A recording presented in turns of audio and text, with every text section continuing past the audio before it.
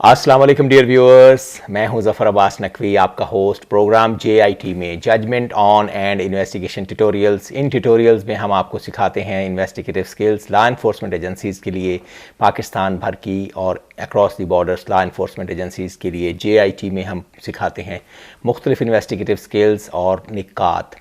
आजकल हमारा सेगमेंट चल रहा है, हमने नया सेगमेंट शुरू किया है टेम्पलेट्स ऑफ FIR। हम FIR के मतलब आपको बताएंगे, ख़ास तौर पे फर्स्ट रजिस्ट्रेशन रिपोर्ट यानी कि इब्तदाई रिपोर्ट जो पुलिस डिपार्टमेंट या दीगर लॉ इन्फोर्समेंट एजेंसीज़ FIA या और डिपार्टमेंट्स, कोस्ट गार्ड है, एक्साइज है, कस्टम है, इसी तरह दीगर डिपार्टमेंट्स हैं जो पुलिस की सब्सिडरी डिपार्टमेंट्स हैं, वो डिपार्टमेंट्स जब FIR लॉन्च करते हैं किस तरीके से FIR का मजमून होगा, उसका तसलसल क्या होगा, और ख़ास तौर पर मुख्तलिफ सेगमेंट्स और मुख्तलिफ सेक्शंस की FIRs को हम किस तरह लॉन्च करेंगे और किस तरह अहाता तहरीर में लाएंगे। आज का हमारा टॉपिक होगा, बहुत इंपॉर्टेंट टॉपिक है, नाजायज़ असलहा की प्रोफिजन हमारे माशरे में बहुत ज़्यादा है और अक्सर व बेशतर नाजायज़ असलहा के मुलज़मान सज़ा याबी से बच जाते हैं। हमारी कोशिश ये है कि इस तगासा को इस तरीके से मजबूत कर दिया जाए कि कम अज़ कम इनको भरपूर सज़ा हो जाए और ये ज़मानत पर रहा ना हो सके और मुजरमान की सरकूबी हो सके। हमारा आज का टॉपिक होगा असलहा की FIR। इसमें हम आपको मेन इंग्रेडिएंट्स यानी कि लवाज़मात बताएंगे जिसमें हम आपको अर्ज़ करेंगे कि FIR को किस तरीके से मजबूती से लॉन्च किया जाएगा। JIT प्रोग्राम में सबसे पहले हम उन्वान FIR दर्ज करेंगे। उन्वान FIR में हम बताएंगे कि किसको एड्रेस कर रहे हैं और SHO का नाम क्या है। इसी तरह फिर बाद में तारफ़ मुद्दई कराएंगे कि तारफ़ मुद्दई इस तरह होगा कि कोई भी पुलिस ऑफिसर या कोई भी एक्साइज का ऑफिसर या कोस्ट गार्ड का ऑफिसर या कस्टम का ऑफिसर या FIA का ऑफिसर किस जगह, किस हालत में, किस ड्यूटी पर मौजूद था और किसके हमरा वो मौजूद था और उसकी सवारी क्या थी, उस सवारी में उसने किस तरीके से ये असलहा को नैब किया, किस तरीके से असलहा को पकड़ा, और उसके बाद गुआहान का नाम लिखा जाएगा। जो गुआहान उसके हमरा होंगे उनकी तफसील लिखी जाएगी, उनका बेल्ट नंबर और उनका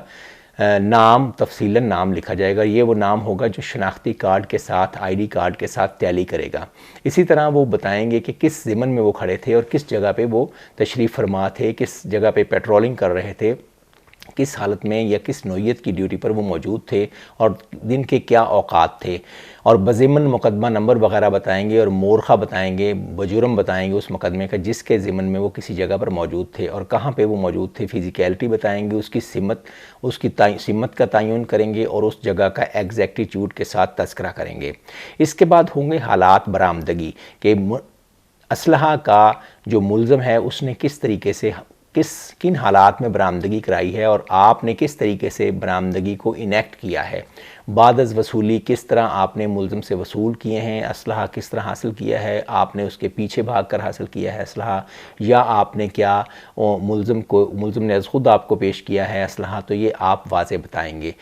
और किस तरीके से मुलज़म आपको कैरी करके फ्रंट पर लेकर गया है, आगे आगे चलकर उसने निशानदेही की है, या आपने उसको किसी मुखबरी की बुनियाद पर गिरफ़्तार किया है। इसी तरह मुलज़म का तर्ज़ अमल बवक़्त गिरफ़्तारी आपने बताना है कि उसने कैसा रवैये का इज़हार किया और बरामदगी करवाते वक्त उसका कैसा मीक रवैया था, वो आगे आगे चला या आपको निशानदेही की या आपको पॉइंटेशन करके उस जगह पर ले गया या उसने ज़मीन खोद कर असलहा बरामद कराया। ये आपने तमाम तफसीलात वाज़े बतानी हैं। और असलहा छुपाने का तरीक़ाकार उसका क्या था, अलमारा में था यानी कि अलमारी में था, बेड के नीचे था, पेटी में था उसका असलहा, या उसने किसी ज़मीन में, किसी रूढ़ी में, किसी और जगह पे, किसी डंपिंग ग्राउंड में, किसी नाले में, किसी टैंकी के अंदर असलहा छुपाया हुआ। तो आपने वो वाज़े करना है कि किस मुलज़िम ने किस तरीके से असलहा अपना छुपाया हुआ था और आपने वो बाद में बादअज़ां बरामद किया। इसी तरह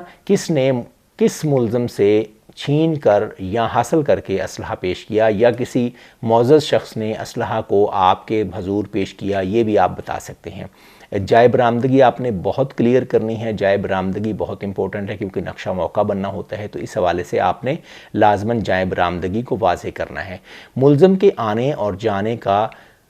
रास्ता आपने वाज़े करना है, उसका तर्ज़ अमल जैसे मैंने आपको पहले अर्ज़ किया है किस तरह उसने तर्ज़ अमल डिस्प्ले किया वो भी आपने बताना है। बाद अज़ां आपने जब मुल्ज़िम को कैप्चर कर लिया, उसको काबू कर लिया, उसको अपने काबू में ले आए और उसने अपनी रेजिस्टेंस ख़त्म कर दी, मज़ाहमत ख़त्म कर दी, तब हम क्या करेंगे, हम उसका नाम पता की दरियाफ़्त करेंगे और उसमें बताएंगे कि उसने अपनी दरियाफ़्त पर क्या क्या नाम बतलाया अपना, और उसकी कौमियत क्या थी और उसकी सकूनत क्या थी, उसका आईडी कार्ड नंबर क्या था, ज़िला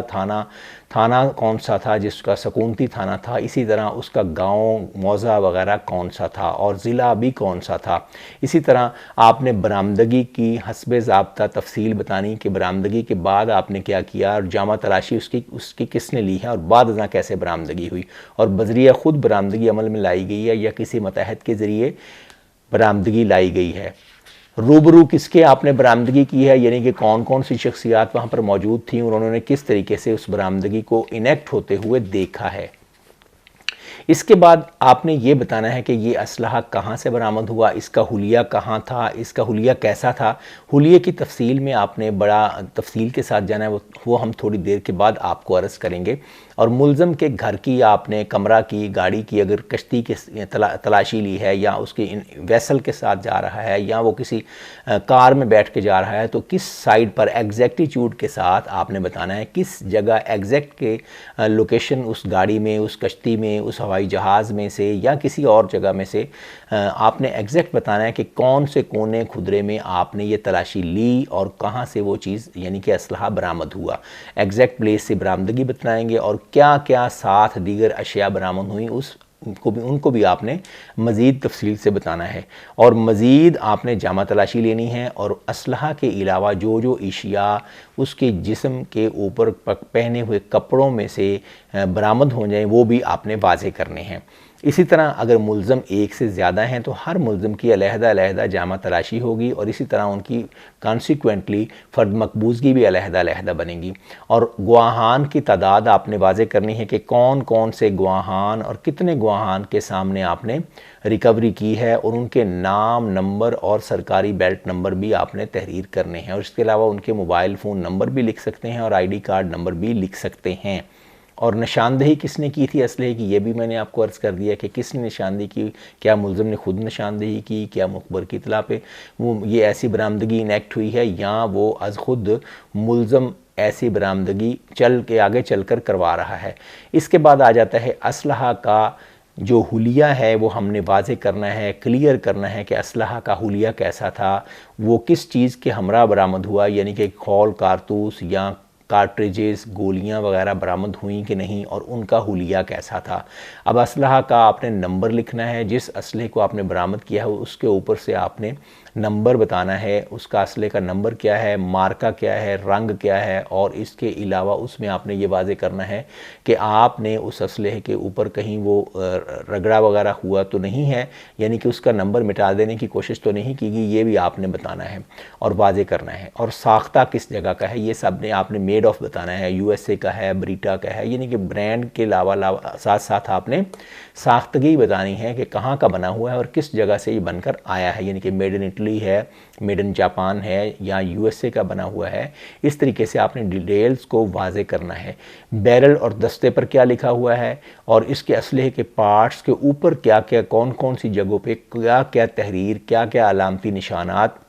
वगैरह बने हुए हैं, इसका दस्ता कैसा है, इसका हुलिया कैसा है। हुलिये में आपने दस्ते के हवाले से आपने बताना है कि लकड़ी का दस्ता है, ये लोहे का दस्ता है, स्टील का है या किसी और पीतल वगैरह का है, उसका रंग क्या है, उसमें गोल्ड चढ़ा हुआ है कि नहीं, ये चीज़ें आपने वाज़े करनी हैं। और इसके रंग और इसकी हैयत के हवाले से भी आपने बताना है। अगर कुछ चीज़ कुंदा हुई है यानी कि इनग्रेव हुई है तो आपने असलहे पर इनग्रेविंग भी बतानी है कि यहाँ इस साइड पर दाईं बाईं फ्रंट रियर साइड पर ये चीज़ें इनग्रेव हुई हैं, ये आपने वाज़े करनी है। अगर इंग्लिश में कुछ लिखा हुआ है, जापानीज़ में लिखा हुआ है, चाइनीज़ में लिखा हुआ है, हिंदी में लिखा हुआ है तो ये भी आपने वाजे करना है और फिगर्स वगैरह बताने हैं। इसके अलावा असलहे की जो कुछ चीज़ें ऐसी होती हैं जो हमें लाजमन जान लेनी चाहिए कि कील उसके आर पार लगे हैं कि नहीं, दाएं बाएं उसके क्या लिखा हुआ है, वो लोडेड था, जब बरामद हुआ तो लोडेड था या बग़ैर गोलियों के निकला, आपने बरामदगी की, और इसके अलावा गोलियां ज़िंदा थीं या वो चली हुई थी और कितने होल कारतूस चले हुए थे। और ये भी आपने मैंने लाजमी लिखना है कि हुलिया जो है, या आप इस एफ़आईआर में ये भी लिख सकते हैं एफ़आईआर के मज़मून में बगरज़ तवालत से बचने के लिए कि आपने हुलिया बमुताबिक फ़र्द मकबूज़गी ऐसा पाया, यानी कि आप हुलिया जो है वो फ़र्द मकबूज़गी में तहरीर कर देंगे और एफ़आईआर को आप थोड़ा सा मुख्तसर कर देंगे।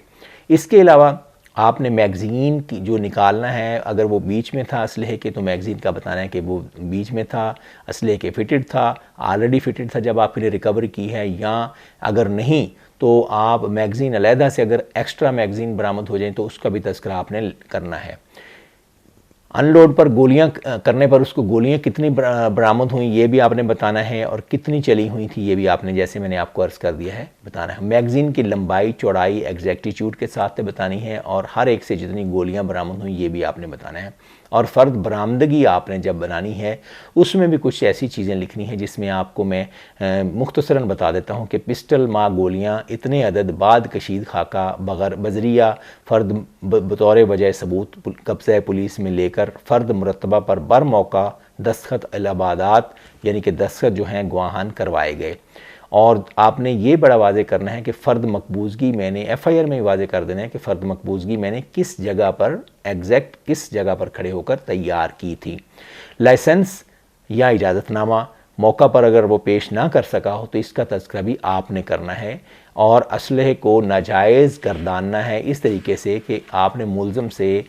उसका असलहा का लाइसेंस या इजाज़तनामा तलब किया था लेकिन बर मौका वो पेश नहीं कर सका, तो इस तरीके से आप उसे गर्दान सकते हैं और वाज़े कर सकते हैं कि ये असलहा नाजायज़ साबित होता है, लिहाजा मैं इस असलहा को नाजायज़ गर्दानते हुए या समझते हुए मैं इसको कब्ज़ा में लेता हूँ।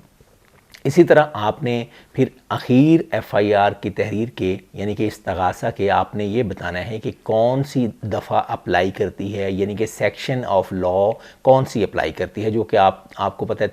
13B 1965 और तरमीमी जो जराइम हैं पंजाब में और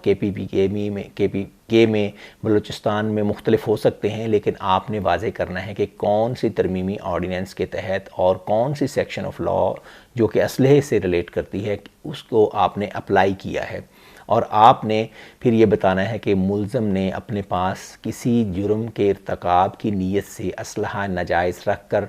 ये जुर्म इस हिसाब से फ़लाँ फ़लाँ तरमीमी किया है। इसके बाद आपने तहरीर यानी कि इस्तगासा को एफ़आईआर की जो तहरीर है उसको हमने एफ़आईआर की इस्तगासा को हमने रवाना थाना की तरफ करना है, ताकि हमारे जो जवान हैं, एक जवान हम रवाना करेंगे मौका से, जिस जवान का हम नाम तफसील से लिखेंगे, उसका नंबर बेल्ट नंबर लिखेंगे, ये वही उन जवानों में से शामिल होगा जो कि गवाहान के साथ इब्तदा में हमने रखे होते हैं या वो हमारे हमरा होते हैं, और सवारी गाड़ी में बसवारी गाड़ी या बरसवारी सरकारी मोटरसाइकिल वो हमारे हमरा होते हैं। तो आपने हमने बताना है कि किसके ज़रिए हमने तहरीर हाजा बगरज़ कायमी मुकदमा फ़लाँ बदस्त हमने फ़लाँ को थाना रवाना कर दिया है, और जिसको ये भी हदायत की गई है कि वो नंबर मुकदमा से हमें इतला दी जाए, और SHO को इस्तदा की जाएगी कि नंबर मुकदमा से वो हमें इतला करेंगे। और आखिर पे आपने लिखना है कि मैं कहाँ पे मौजूद हूँ और मैं आइंदा क्या मसरूफ़ मुलाहज़ा मौका होना चाहता हूँ, या मैं मसरूफ़ तफ्तीश होना चाहता हूँ, या मेरा क्या मकसद है, मेरा क्या इरादा है, मैं क्या करूँगा, और मेरी तफ्तीश के हवाले से या मेरे जो मैंने एक्टिविटी की है पिछली एक्टिविटी, इसमें आइंदा मेरा क्या इरादा है और मैं क्या करना चाहूँगा। इस तरीके से आप नंबर मुकदमा की इतला के लिए, इतला याबी के लिए आप SHO साहब को इस्तदा करेंगे। यूँ आपकी इस असलहा की FIR मुकम्मल हो जाएगी। असलहा नाजायज़ माशरे का एक नासूर है जिसकी वजह से लातादाद किस्म के जराइम वकूफ़ पज़ीर हो रहे हैं और ख़ास तौर पे कत्ल और इक़दाम कत्ल और इसके अलावा डकैती और माशरे में धोस धांधली और दींगा मुश्ती और बहुत से दीगर जराइम अमल में आ रहे हैं। असलहे पर की सरकूबी के लिए इस तरह का इस्तगासा अगर दिया जाए तो काफ़ी असरात अच्छे हो सकते हैं और इस्तगासा मजबूत होने के साथ साथ मुलज़मान पर भी उनकी सरकूबी भी बहुत अच्छे तरीके से हो सकती है। नाजरीन, उम्मीद है कि आज का आपको एपिसोड बहुत पसंद आया होगा। अगर आपको हमारा चैनल पसंद आ रहा है, हमारी प्रेजेंटेशन, हमारा कंटेंट और साथ में हमारा स्टूडियो सेटअप आपको पसंद आ रहा है तो प्लीज़ चैनल को लाइक कीजिएगा, सब्सक्राइब कीजिएगा, शेयर कीजिएगा और दोस्तों में आप इसको बताइएगा। मुझे उम्मीद है कि तमाम लॉ इन्फोर्समेंट एजेंसीज़ और साथ में लीगल फ्रेटर्निटी यानी कि वकला साहिबान और जो लॉ के स्टूडेंट्स हैं और जो शौक़ रखते हैं, ज़ौक़ रखते हैं लॉ के अमूरात को जानने सीखने का, मुझे उम्मीद है उन लोगों के लिए हमारा चैनल बहुत बेनिफिशियल साबित होगा और channel populace at the large उनके लिए भी हमारा चैनल बहुत पसंदीदा बन जाएगा। इंशाअल्लाह अज़ीज़ आपकी पसंदीदगी का शुक्रिया। मज़ीद वीडियोस के लिए आप हमारा चैनल देखते रहिएगा। आइंदा आने वाले दिनों में हम इंशाअल्लाह आपको लातादाद FIRs के मुतल्लिक़ इत्तला बहम पहुँचाते रहेंगे। आज का प्रोग्राम देखने का बहुत शुक्रिया। अल्लाह हाफ़िज़। Thank you.